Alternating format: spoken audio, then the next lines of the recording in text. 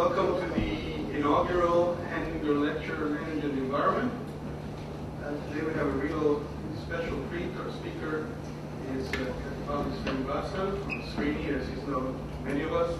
He's currently the Abdus Salam Professor and Director of the International Center for Theoretical Physics in Trieste, in Italy. Srini is an internationally renowned authority in fluid mechanics, applied physics, and applied mathematics. He was educated in India, Australia, got his PhD at Johns Hopkins, and then he joined the faculty at Yale, where he rose through the ranks to become the Harold Shield Professor in 1988. He's held joint appointments in mechanical engineering, physics, applied physics, and mathematics. Oh, I locked everyone out, sorry. He moved to the University of Maryland in 2002, where he was a distinguished university professor in the Institute for Physical Science and Technology, of which he was also the director, and a faculty member in physics and mechanical engineering. He's really won a very large number of awards, which I won't give you all because it will take most of the lecture. I'll just summarize by saying that he served as editor or associate editor of several scientific journals and delivered numerous named lectures and held various administrative positions. Among his awards, he's received the Otto Laporte Award and the Nicholson Medal for Human Outreach from the American Physical Society, the 2002 Medal and Lecture in Engineering Sciences from the Third World Academy of Science, the International Prize and Modesto Panetti and Carlo Ferrari Gold Medal from the Accademia delle Scienze di Torino, and the Zakir Hussain Award of the Indian Society of Applied and Industrial Mathematics. He's a member of several academies, including the American Academy of Arts and Sciences, the U.S. National Academy of Engineering, U.S. National Academy of Sciences, the Indian Academy of Sciences, and the Indian National Science Academy. You have to tell us the difference between those two. And the Academy of Science for Developing Countries, and the African Academy of Sciences. And today he's going to talk to us about a topic that has been dear to his heart throughout his career, namely mixing. Srini, it's a pleasure to have you here.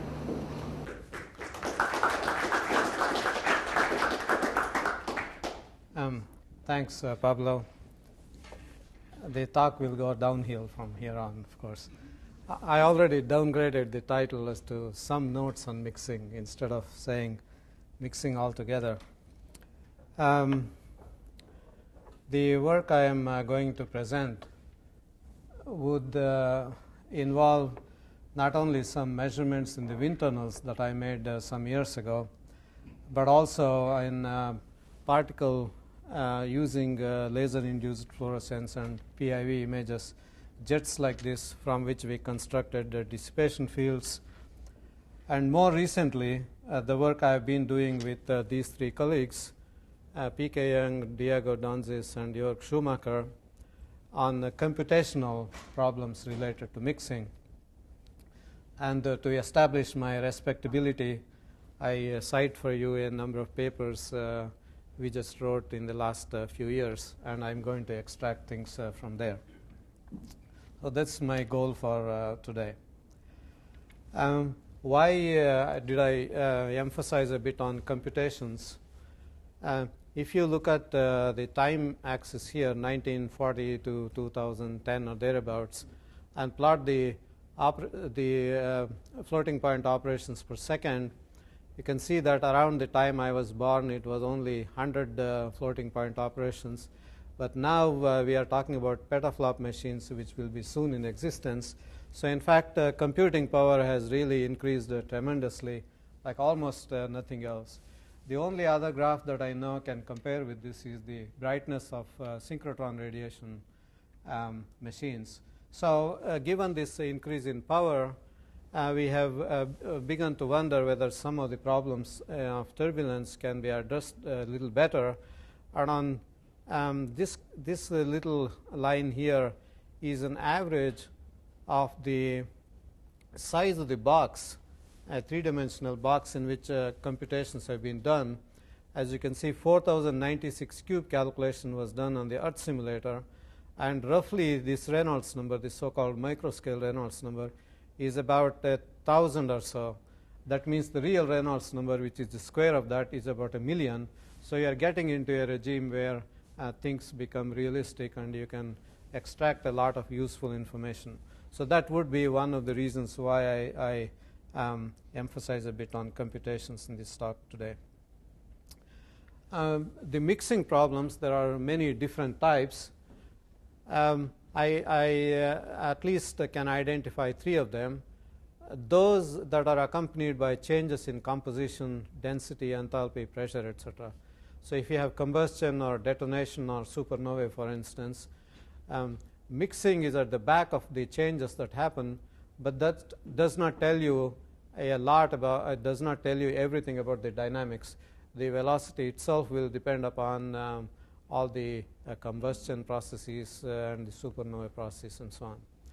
Then there is the other category where there are fluids of different densities mix, and they have a large influence on velocity, but no new products are formed, no enthalpy production, no pressure changes. And this occurs in, let's say, thermal convection and Rayleigh-Terrell instability.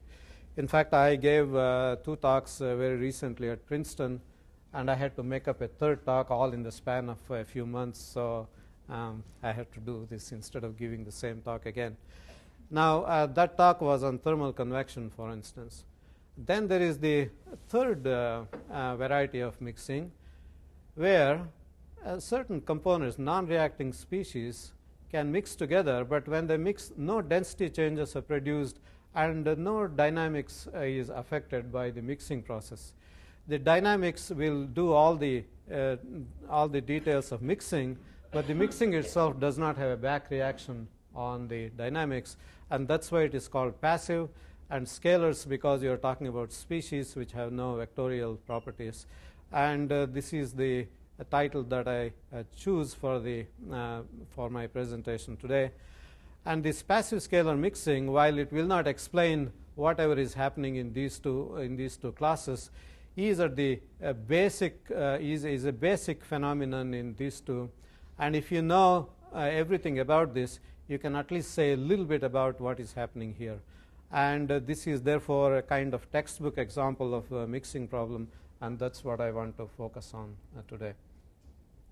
So a typical example would be, for instance, if you have a turbulent domain in which you put a spherical die object, for instance, with concentration. This is a planar cross section of a die, let's say.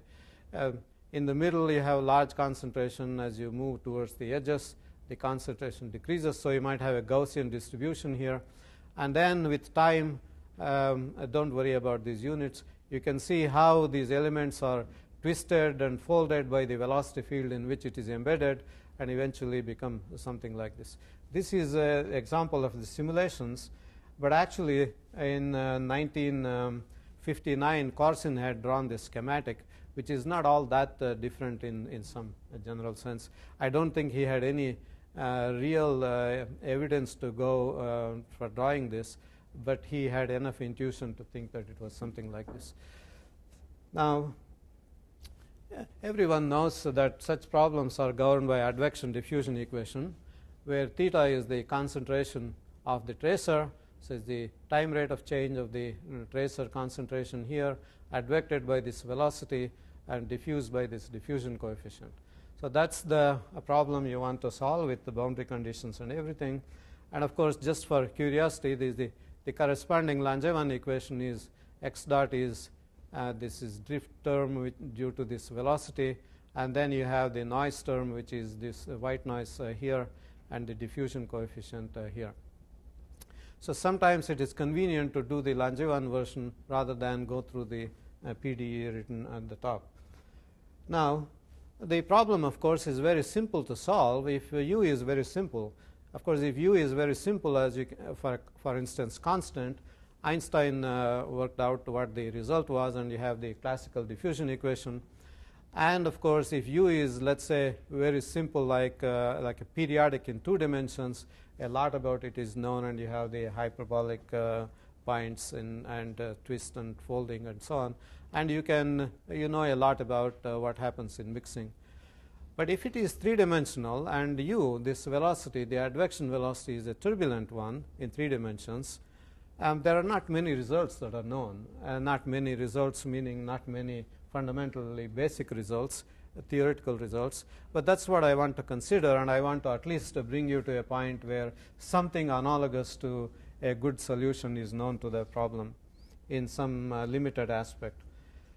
Now, how the problem will evolve will depend upon the nature of the velocity that is advecting it and the dye field that you put into it. Therefore, let's consider a few things to build up our intuition a little bit. I want to consider, first of all, a velocity field, a turbulent velocity field that is homogeneous and decaying in time. So you can imagine that you have a container, and you shake the container in some fashion, and you have a turbulent field, and if you put it on the desk, it will die away in time. And it is known that empirically, there is no real solution to the problem. Empirically, it is known that it will decay like minus 1.2 power of time, and the length scale will grow at some power of this. Now imagine, after you set up this turbulence, you set up striations of heat or some dye or something like that. You can imagine putting lots of wires there and heating them up, or something analogous. And you want to know how this scalar, that is the fluctuations in temperature that are produced by virtue of folding and twisting of these scalar elements that are introduced by these wires, how will that decay? That's the question. In fact, the question is whether, like here, where the unique exponent, independent of how exactly you produce the velocity field, more or less, will this exponent be a universal one, or will it not be a universal one? I don't know what your intuition actually is, but I give you an answer that it is not really universal. It depends upon m is a variable. I don't know why I wrote it twice. And it depends upon the initial conditions. That is to say, how you put your scalars, how you into the stream will determine how the thing will decay. And in fact, you can make many measurements, and this is a cumulative summary of this. This exponent m is plotted here against the ratio of the two length scales. This is the length scale for the velocity field, and this is the length scale for the scalar field. So you have to imagine that if I have striations in which I put the heat, for instance, there is a length scale involved in how I put in there, and that length scale, its relation to the length scale of turbulence itself, will determine how this exponent changes. This diagram particularly can be found here, but the data are from these two papers. It's not very hard to understand why this non-uniqueness might exist. I will give you a very simple version of this. You have a question? There's an Enoch Durbin in our lives. I wonder if it was that Durbin. No, this Durbin used to be at Stanford. It's the same one? It's Enoch's son. Ah, okay. I didn't know that. Okay, so now I know something more than I did before. So let me give a very simple version of why it might be like this. Let's say I have isotherms, that is to say lines of constant temperature, and there is a length scale associated with that, which is L subscript theta. And now this is going to be distorted by the velocity field in which I am going to embed these things. And of course, if the velocity field has a small length scale compared to this L theta, then these isotherms will sort of have very large, many oscillations of small scale. And here, in a very incomplete way, I show this, where the length scale of this, which may be related to these large and rapid oscillations here, is imposed, is really doing the mixing of these isotherms, and therefore the isotherms which were sort of flat like this may assume some shape like this, with oscillations that are rapid compared to this L theta. On the other hand, if you can imagine a different situation where the isotherms are closer together, so L theta is small compared to the velocity field, which has a large length scale here, for instance, then the oscillations will actually these isotherms will assume a shape like this. And you can imagine that the decay of this and the decay of this will be quite different, because this is put in at a different point in spectral space compared to this. And therefore, depending upon this ratio, you can imagine that the decay will be faster or slower, and that is essentially Paul Durbin's graph. So let's look at some more cases and see if we can have a better intuition. Let's say instead of the velocity field decaying, I maintain it stationary. I can maintain it stationary by a number of ways.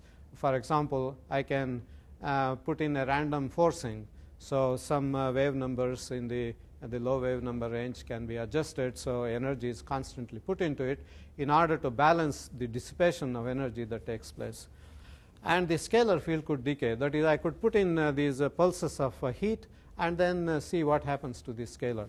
So that is one case, and this case has not been studied all that much, but what we know is that if you actually have a very non-Gaussian distribution of the scalar, for instance, it may be two delta functions, one at t equal to 0 and one at t equals t naught, for instance. In time, this distribution becomes a Gaussian. So the two things, you can imagine that this would be true. You have a 0 temperature and some finite temperature. With mixing, eventually everything comes down to t by 2, and it will be centered around t by 2 as a Gaussian distribution. That is what is known. You can imagine that the velocity field might be decaying, but the scalar field is maintained stationary. But this is a very difficult case actually to do, and very complicated in practice actually. So I will not talk about this. But you can imagine, more importantly, and this is what is quite practical, the velocity and the scalar fields are both stationary. So I not only shake the box and leave it on the desk, but I continue to shake it. I continue to shake it in such a way that the energy I am putting in just balances the amount of energy that is dissipated. And similarly for the scalar, you know that the scalar is going to be eventually mixed and everything becomes homogeneous. But on the other hand, if I keep injecting more and more scalar at some length scale, I can maintain the fluctuations forever. So now, of course, the question is whether the details of these two fields depend upon how I sustain these fields, whether I do it by having a mean gradient, or whether I have random forcing. That is to say, in the advection diffusion equation, I have instead of the usual boundary conditions, I put in a term which adds energy at some very low wave numbers. In fact, it turns out that the results are very similar. Some results are very similar. For instance, here I give you some moments of the distribution. One color here represents one of these, one type of forcing. The other color represents the other. You see that they vary, but they track each other very faithfully, more or less. And similarly here. So essentially, for the distribution of the probability density of these fluctuations, it does not seem to matter how I maintain the fields. On the other hand, the probability density itself will depend upon how you force. In fact, there are experiments where the probability density is plotted here, the temperature is plotted here, and the log of the probability is here rather than the probability itself. Therefore, the Gaussian distribution is a parabola, and an exponential would be a straight line. You see that the distributions here are exponential, at least if you go outside the core, whereas here they are essentially entirely Gaussian. So in fact, it is not at all clear at the present moment as to what details here matter for this distribution. It's such an amazing thing. These are very basically different things, but we do not know what kind of details matter. And you might imagine again, as before, whether the initial length scale ratio will matter, but this has not been figured out at all. And one doesn't know whether this is enough in order to give you this distribution or this distribution, but this is an ongoing work. So it is amazing that very basic things like this are not known about this. But what is known, however, is that the large scale features like the distribution of probability and the rate of decay of turbulence, the scalar fluctuations, they depend upon details of forcing, as I have actually shown already, initial conditions, and perhaps the geometry about how you introduce these things. Therefore, it's clear that every flow has to be studied on its own merit when it comes to these aspects. Only some of these features are understood well at the moment, and many of them are simply not understood at all. However, the question would be, if the large-scale features are non-universal, and therefore every problem has to be studied on its own merit, which is putting fluid dynamics in the category of chemistry or something like that, for instance, where every chemical has its own merit and you have to study it. And the question is, are small scales universal? So you sort of bring it back in some sense to, within quotation marks, physics, sort as a problem in physics, for instance. So that's the question that I would like to discuss for the next few, I don't know, sometimes, let's say. Okay, in order to answer this, I have to perhaps remind you of various parameters and scales involved here. This is the Reynolds number, which everybody knows about. This is some measure of the velocity fluctuations. This is some measure of the length scale and the viscosity. And usually for these problems, this is a very large number. As I said, could be 1,000 to million or something like that. And then this is the large length scale in the problem. And also perhaps you know that the measure of the small length scale in the problem is this eta, and it's the smallest length scale, so to speak, nominally, because if you make a Reynolds number out of this length scale and a velocity characteristic of that, that is always 1.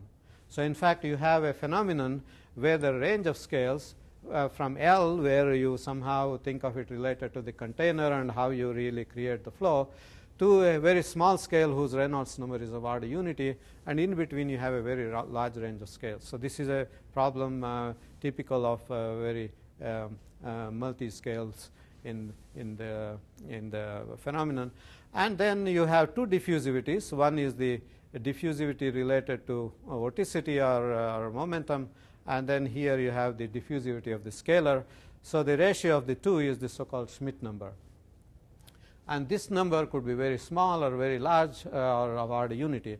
If the scalar you are considering is temperature, this is unity. Or if you are talking about gases in general, it is unity. If you are talking about liquids, you know that the diffusivity of things you put into liquids is much smaller, so the Schmidt number is very large, of the order 1,000 or thereabouts. And if you are talking about, let's say, the phenomenon of conduction in the sun, for instance, and there the Schmidt number could be very small, of the order 10 power minus 3. So you might be interested in phenomena that go from very small to very large values. And so that is one of the things we should like to keep in mind. Now, this is what is known traditionally. So I have the large length scale and I have the small length scale, and in between the two. And in between I have this so-called inertial range with 5/3 power with a coefficient that is known to be 0.5. This is a paper I wrote some years ago. And another one for the scalar. Similarly, you put in these fluctuations at scale L, and then that too will generate many scales, because these isotherms are twisted and folded and so on and so forth. And that too has a 5/3 power law with a coefficient sitting in front, which is different from what is here. So that is roughly what is known. And one of the other important things that I should mention is that the rate at which the energy goes from here to here is also the rate at which the energy is dissipated here. So essentially, energy you put in here is dissipated here. It only changes the dynamics of the scales in between a little bit qualitatively. And therefore, the amount of energy that is dissipated here, although the dissipation mechanism is viscosity, is independent of viscosity, because it's all coming from there. And in fact, this is not a very obvious point, and that's called the dissipative anomaly. And you can see it here. The energy dissipation becomes independent of Reynolds number after a certain Reynolds number. That is, when the viscosity is small enough, the magnitude of viscosity does not matter. That is one of the features that distinguishes turbulent from any number of other random phenomena. And here for the scalar variance, similarly, after a certain Reynolds number or Peclet number here, the rate at which the scalar variance gets smeared out by the diffusion is also independent of the diffusion coefficient. Now, now let's talk about the case of large Schmidt number, which is of great interest because this involves mixing of dye, let us say, in liquids. So you have a jet or something like that, and you put in a bit of dye, and this dye is dispersed in the medium, and the Schmidt number is of order 1000. And then what is it that is known? Here, for instance, is a picture of the simulations with different Schmidt numbers 1, 3, and 8. It's essentially the same thing. When the Schmidt number is larger, as you can see, more and more striations are formed at smaller and smaller scales. So this is essentially the effect of the Schmidt number. And basically, what you have then is that you not only have scales going from L to eta, but also all the way going from eta to eta b, B for Batchelor, who studied this thing here. And in between, and this process of stretching like you have here will go on until the diffusivity is such that the gradients created at these very large gradients created at these small scales become effective through this very small diffusivity. So the smaller the diffusivity, the lower and lower down in scales you go, or larger the Schmidt number, the lower and lower down you go.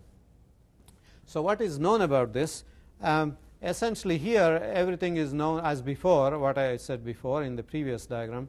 But here Batchelor's prediction is that it goes, the spectrum goes like -1 power of the wave number, and so this would be a Q, a constant, would be of order unity. In fact, what do we know about this? First, before I tell you what we know about this, I have to say that we would like to solve some of these or understand some of these issues computationally, because experimentally there are issues that have not been resolved, and I can tell you about this. But there is a problem with computations. The number of grid points that you need will go like the, or let's say the computational power needed, will go like the third power of the Reynolds number and the second power of the Schmidt number. So if you have a Schmidt number of order 1000 and a Reynolds number of order 1000, you can see that this will be a very immense calculation to make. And therefore, in whatever I have to show you now, at least I have to show you that I have resolved things well. And I would maybe take a few minutes to show you that this can be done in the modern computers. And here, for instance, I show you a picture of the scalar field with the normal resolution, the resolution that everybody has been doing in the past, and what we believe has to be done, which is at least here 4 times larger. And the scalar fields are not that different. You see, they look essentially the same. However, if you take the scalar dissipation field, that is the rate at which the scalar gets smeared out, related to the gradients in this, you can see that there are some details that you can see better here are actually fudged here, especially when the scalar dissipation is small. You can see the nice structure that you have here, which is very conspicuous, is essentially missing. So you have to resolve things better and well. And one other thing I can show you is that if you take a dissipation of a certain magnitude, if you resolve them according to the standard fashion, you will get the dissipation field that is like that. But if you do it the way I think it has to be done, with the right amount of resolution, you will see structures like this. And therefore, among the things we have done is to make sure that the resolution is adequate. And how you do that is, if you resolve them finer and finer, at some point everything will be Taylor expandable, even though the fluctuations may be very very rapid and very rough. Then if you go to small enough grid size, discretization becomes correct, so to speak. And I have plotted the results for some moments in such coordinates that will tell you show you that it must be flat by Taylor expansion. And in fact, you can see that the data that extend up to there, in fact, fall on the right flat lines. And this is our theoretical attempt to understand what is the minimum resolution that is required. So we have therefore gone well past the minimum resolution that is required in order to resolve this. Even high order moments like this just barely making it, for instance, here. And you can get a dissipation field like this, which looks very pretty, but one hopes is correct. Now, the resolution is given in these units, the Reynolds number here, the Schmidt number here, but these are for experts who want to have details of this, but I will not go into this now. Now, another thing you can do is the scalar dissipation field. You can expand this here, and this is the grid size, and this I'm sorry, this is a wrong color. So this one is the smallest velocity scale, and this is the smallest scalar scale, and in fact we have gone well below that. And even in the cases where the dissipation is small, which is shown by the purple as opposed to red where the dissipation is large, you can still again see all of them resolved reasonably well. So now, from all this exercise, what do we learn? So let me talk about this Batchelor regime that is between the Kolmogorov scale eta and the Batchelor scale eta b. And as I said, the expectation is that you would have a -1 power law. But let's see what the experiments show. 1963, Carl Gibson made these very nice experiments, and he thought he saw -1 power. And many years later, we did some, and we thought we saw the -1 power law. And of course, there are skeptics here whom I have listed, and they say, well, there is no such thing. And in simulations, Holzer and Sigia made the simulations, and they thought they saw -1 power law. Now, actually, what you see is that if you try to fit a -1 power law for a certain region, it's this region is -1 because I have normalized by -1 power. So -1 power means flat line. Even though the Schmidt number is about 1,000, that means the scale separation is quite large, you will still not be able to see decades and decades of flat region. And therefore, the right thing to do is not to simply look at this region here and try to see whether this is flat or not, which lies in the eyes of the beholder to some degree. But you want to fit a theoretical attempt to the entire spectrum on small scales. And that is, in fact, what we have done here. And you see, there is a theory due to Batchelor, and there is a slightly modified theory of Kreiknan. And you see that theory fits these data points extremely well. So this one here is Kreiknan, this is Batchelor. It shows that the improvement that Kreiknan had actually is correct. And here is another set of data, several sets of data, giving you essentially a -1 power, but the entire thing here can be represented by this formula. So what about this coefficient Q? I'm sorry about the quality of this graph, but Q changes with Schmidt number somewhat modestly, and beyond the Schmidt number of order 10 or so, it remains constant of order 5. Batchelor assumed that it is a constant of order 1, and I think he was essentially right.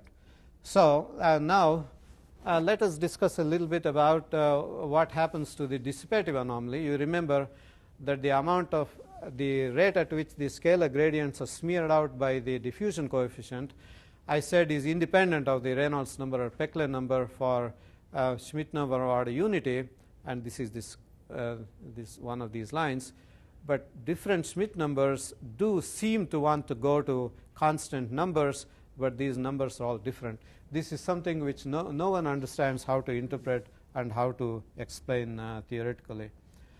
And another thing that we know about is that if you generate turbulence, generate the scalar field by means of a gradient, which means the large scale is no longer homogeneous and isotropic but has some orientation to it, then even the small scale retains that orientation.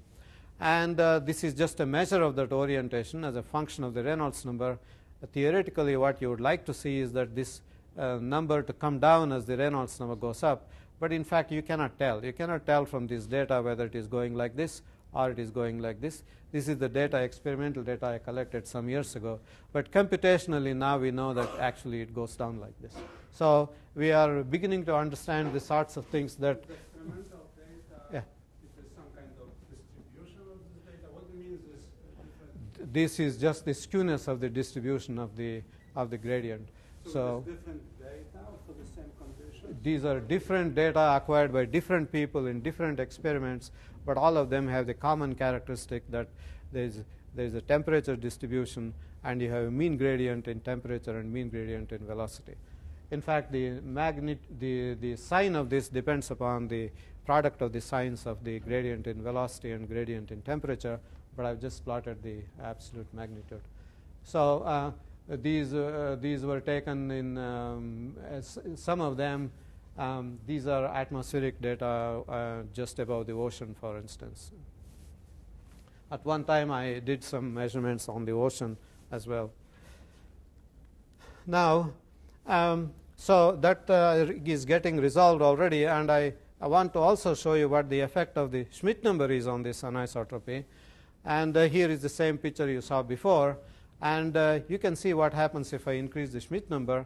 The distribution of the gradient, which was like this for low Schmidt number, as the Schmidt number goes up to 64, the left-hand part that is related to negative gradients just goes up. And this is the one that I told you earlier was very sensitive to resolution and so on. And eventually, you can see things becoming more or less symmetric. And I have here a measure of the distribution of this anisotropy, and it goes down as I go up in Schmidt number. So essentially, Schmidt number increase, and here is the third moment that I showed you earlier, which was award a unity for low Schmidt number, but then goes down with the high Schmidt number. And then this is of great interest to practical people, the effective diffusivity of the scalar. There is molecular diffusivity on the one hand, but because the stretching due to turbulence increases the surface area of the scalar field, and there is a lot more area across which diffusion can occur, the effective diffusivity will be much, much, much larger than the molecular diffusivity. And the ratio will, of course, depend upon how much stretching you can do before things quench off, for instance. Now, similarly, there is the effective viscosity, and you might take the ratio of the two and ask what happens to the so-called effective Prandtl number or effective Schmidt number. This is a number of great practical interest, and it turns out it depends on the Schmidt number. These are various realizations, and if you actually average them out, the curve looks much smoother, which I didn't do. It goes down logarithmically, and in fact, there is a little bit of theoretical understanding of where the logarithm comes from. The logarithm comes from the fact that the spectral density, if it has a k to the power minus 1 power, if you integrate it to get the energy, so to speak, under that, k to the power minus 1 gives you a log k, and that is really where the logarithmic distribution comes from. And the last point that I want to make in the next few minutes or so I have is this so-called intermittency. Now, what is done here is you have a box in which the velocity field is maintained stationary and turbulent, and in which the scalar field also is maintained stationary, and now the mixing process is going on. And at any point in time, which is statistically the same as any other point, what you do is you take different planes in that box, and you plot on each of those planes how the dissipation of the scalar, that is the rate at which the gradients are being smeared out by the diffusion, looks like. You can see that this is the color code. You can see that most of the time, most of the places, not much activity is happening, but there are some places where there is enormous activity. That is to say, the dissipation or the smearing effect is not uniformly distributed in space, but it is quite sporadic like this, or what is in the jargon known as intermittent. Now, this is not very surprising in some sense. If you look at pictures of the sort I showed you already, the areas of large gradients are actually distributed in some sporadic fashion, and not more or less uniformly spread out like a Gaussian or something like that. And now, what is the impact of this? It appears to me that this has extremely important consequences. In the formal theory that people have done all the things I have showed you before, it's assumed that these things will fluctuate, but they will not fluctuate so rapidly and so randomly, but they are sort of mellow fluctuations, so to speak.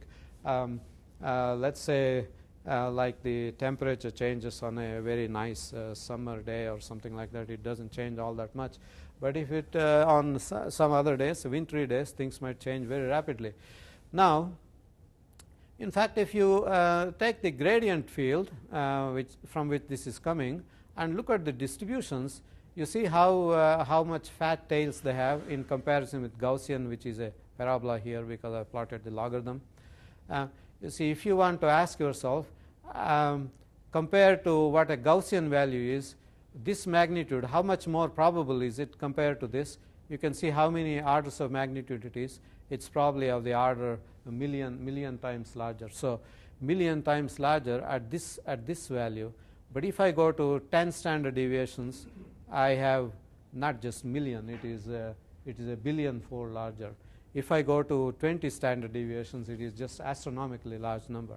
So this obviously will have some effect, and I want to say what is one of the important consequences.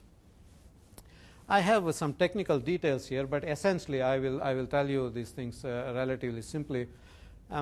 Traditionally, what people have defined is that Kolmogorov defined a scale called the Kolmogorov scale, naturally.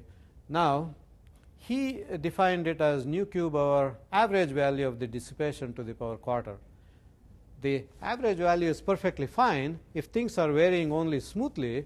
An average will tell you a lot about the quantity in question. But if the things are oscillating rather wildly, if you take the average value, it actually lies somewhere in the noise level and it doesn't tell you very much at all. So you want to go to next order moment, maybe the variance, maybe third order, maybe fourth order, and so on and so forth. Now, that is not my point here. My point really is that if instead of defining a length scale through the average value, I take the local value of the dissipation and define a local value, local scale, that scale is going to be quite different from the average value. And that's really the theme that appears everywhere all the time. For example, I can define a diffusion time which is related to how fast a gradient of the scale eta b is smeared out by this diffusivity kappa, and that would be the standard definition. But in reality, I should have eta b squared divided by kappa before averaging, and then if I average it, I have to do eta b squared average rather than eta b average squared.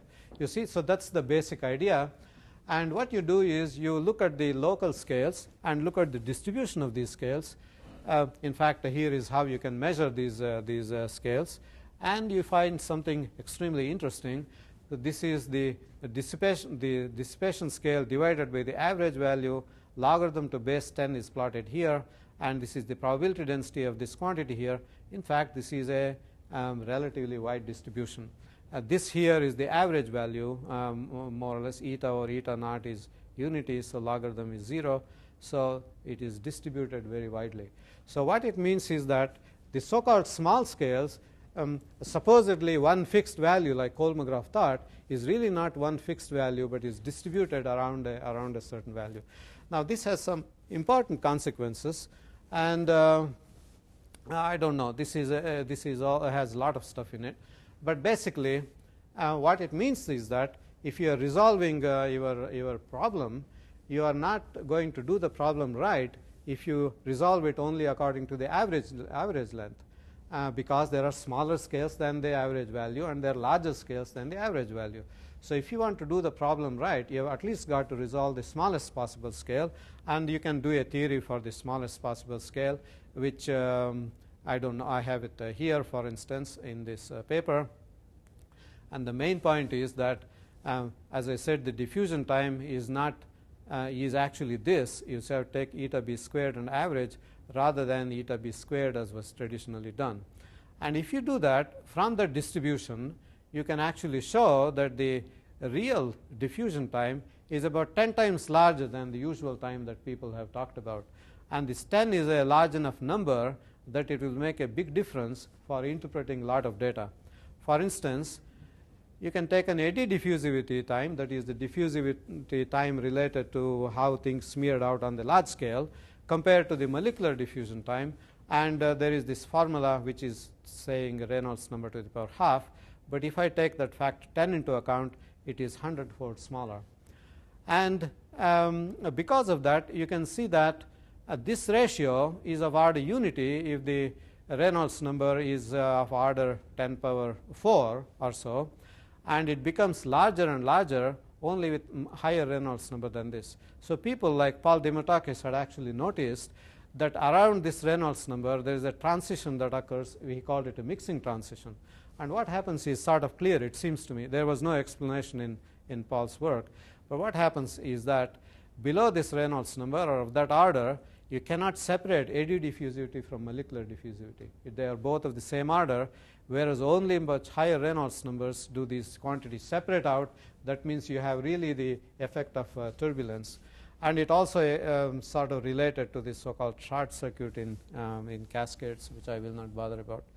So now I come to my last point, which is that turbulence nears a final answer.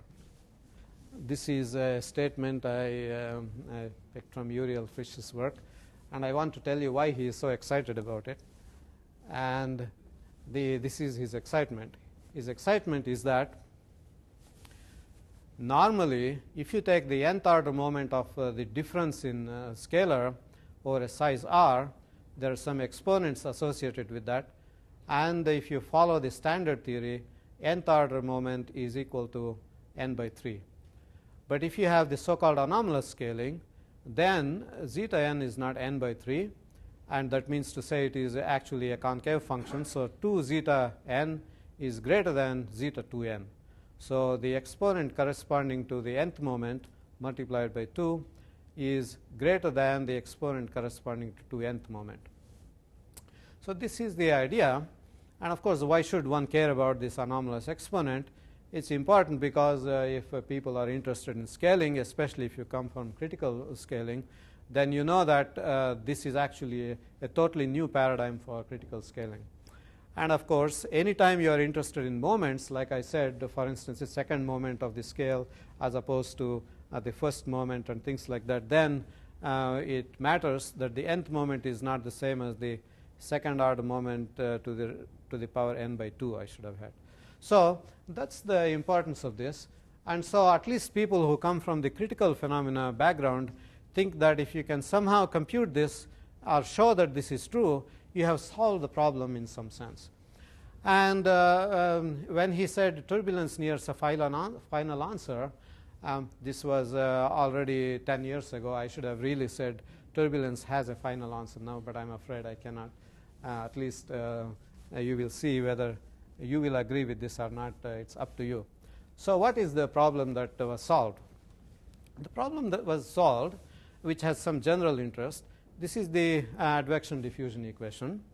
And then this V here, I called it U earlier. I am sorry I changed the notation to V. This is the one usually obtained by solving the Navier-Stokes equations. That's the one that advects the temperature field. What Kreikkinen thought was, since that is a very difficult problem, let's replace this by a surrogate velocity field such that its spatial correlation between two positions x and y is really going like some power in the separation distance.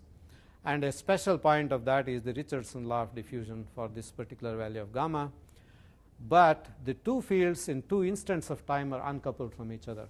So imagine I have a field which, let's call it the surrogate velocity field, which is fluctuating like this. It has certain spatial length scale which vanishes like a power law, but its temporal correlation is essentially 0. That is to say, the field is like this now, and the next instant it is doing something else altogether. The two are uncorrelated with each other. This is not like the velocity field in reality, but that's the model he chose. For this problem, because the velocity field does not persist, you can have many simplifications in the problem, and you can actually solve the data. And here is the real turbulence field, scalar field, and here is the scalar field computed from this model, for instance, for one particular value of gamma. Now the interesting thing is that if you take the probability density of the gradients in the real field, and this is how one obtains, this is the data here, and the model for which the one I showed you earlier has a solution which depends upon a certain parameter which varies between these two numbers. You see, these two are the bounds for this, and perhaps something in between is entirely possible. So it's actually quite surprising that a model that doesn't seem to have any reality to it, because it's so rapidly varying in time, somehow gives such an extraordinary detail quantity more or less right. And in fact, it turns out that you can also compute these exponents.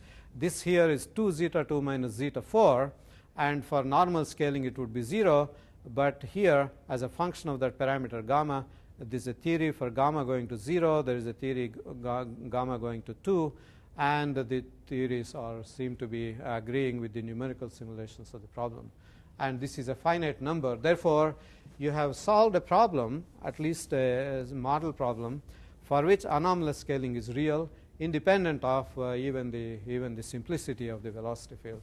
So that was the excitement that Frisch had, and you have to decide for yourself whether it is such an important problem and therefore deserves the claim that the problem has more or less been solved or not. That depends upon your test. And the main conclusion from here that they draw is that the mixing process itself imprints large-scale features independent of the velocity field, because the velocity field is no longer Navier-Stokes, but it has the characteristics of the Navier-Stokes velocity. But of course, this cannot be entirely true. Everybody who swims in ocean will know that large-scale features really are somehow related to how things mix and move about. But for certain features, it seems to be the correct interpretation. So here is a summary of the major points I have discussed with you today. One is that the large-scale features of the scalar mixing depend upon initial and boundary conditions, and only some of them are understood relatively well. For instance, I showed you how the exponent changes as the exponent of the decay changes as a function of the length scale ratio. There is some understanding of such issues. Some classical predictions of the past have been confirmed, for example, relating to -1 power, and we have the spectral constant. Somewhere here ought to be a bracket. And the effects of molecular Schmidt number have been determined by means of very fine resolution, and these are some of the problems I looked at. Predictions from the Kreiknen model have been assessed. This is the one related to the PDF of the gradient field. And as one effect of intermittency, the existence of sub-Kolmogorov and sub-Batchelor scales have been established, and these effects are important to explain mixing transition and short circuit in cascades and things like that. So after many years of working on this at some level or the other, this has been a problem at the back of my mind for many years. We have made tentative progress in some areas, reasonable progress in some others, and I imagine if you give me any particular problem, I can probably have some idea of how to approach the thing and how to assess the result, so to speak.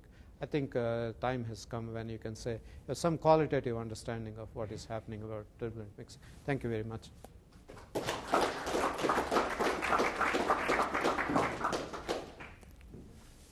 Time for questions?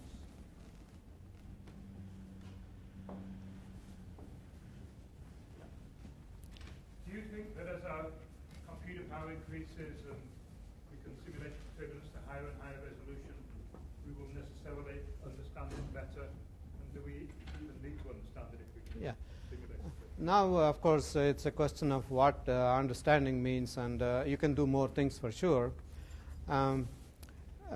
I have to say that as the Reynolds number goes up, the scale you have to resolve becomes smaller and smaller compared to the traditionally held value of the Kolmogorov scale. So you will not gain as much in computing with computing power as one had hoped. Therefore, the gains will be smaller. Nevertheless, gains will be made. I once made an estimate of what is the ultimate that is possible. Let's say you have computing elements which are the size of molecules, and it cannot go any further, any smaller. And then let us say the speed of communication from one element to the other is like speed of light, which is the limiting factor. And then you say, I want to build a computer in this room, which is a reasonable one. Now you can ask, how many floating point operations can you perform, and how much of a problem in turbulence you can solve. You can actually solve a fairly big problem, but it will still not be of the order of geophysical flows. but it can be, many engineering flaws can be solved by such a machine if one were to conceive. Then the question is, what is understanding? Understanding eventually is something that you can bring it down to something simple. If you don't see simplicity in a very large, complex thing, and you say, oh, it's very complex, then you have understood nothing. So how to bring down the simplicity from this large measure of computing is going to be a big problem. And you need a theoretical underpinning in order to at least allow you to think about these complex databases. And that's why simple theories like this are really very important. So my feeling is that if you understand some very elementary aspects of the problem, eventually, anytime you want a special problem to be solved within quotation marks, you basically have to compute it. And I think if you get to a stage where you understand the essentials, but then anytime you are confronted with a particular problem, you can compute it away, I think the problem is finished as far as I'm concerned. I really think that's the way I would see it. I think you mentioned at the beginning that you can apply this theory and this calculations to look on turbulence on sun. It is correct what I understood you in the beginning when you mentioned it can be applied to sun? Or I was giving sun as an example of a very small Schmidt number, but the one about which I feel that I can say something about is convection in the sun, the outer part of the sun. Turbulence and a lot of, say, solar wind, say solar flares Yes. are very much related, according to people, to turbulence. They are, but there is a magnetic field which is very important there. So it is going to be modified by the magnetic field. So the kind of simple things that I said without any body forces present can only give you a qualitative answer, but not the correct answer. Now, where I feel we could say something about the sun is that if you take the outer part of the outer shell of the sun, which is where convection is very important because inside it is all radiative, then you can ask what is the Rayleigh number, let us say, corresponding to this, which is the measure of Reynolds number, something like that. Now, my best estimate for it, using for fluid properties, mean free paths and so on, which people have somehow estimated, is it is of the order 10 to the power 22. So it's a huge number. But we can do experiments today going up to 10 to the power 17 in the lab. And so you have still a few decades to go. But if the law is established up to 10 to the power 17, you can presumably extrapolate and get the right answer. So that's how far you can go. I'm impressed by how difficult the problem is and how it scales up. I wonder if it is easier if you just give up on the continuum and just do 10 to the 26 molecules running around, keep track of them by some Monte Carlo. I mean, it gets to be very, very small. It just doesn't seem like this continuum idea works anyway. In fact, now people have been using these molecular dynamic simulations, but they can only compute for a millisecond or so because you have so many molecules to consider. And there are some fast processes, for example, Rayleigh-Taylor instability, where even on millisecond things happen very rapidly, but that is the best I know. So your idea is actually is not so out of the blue. People have been doing this, but it is going to be quite difficult to go to realistic time scales. The Bernie Adler in Lawrence Livermore is the one who has been pushing this. They've been doing that For many, many years, yeah, for decades. Yeah.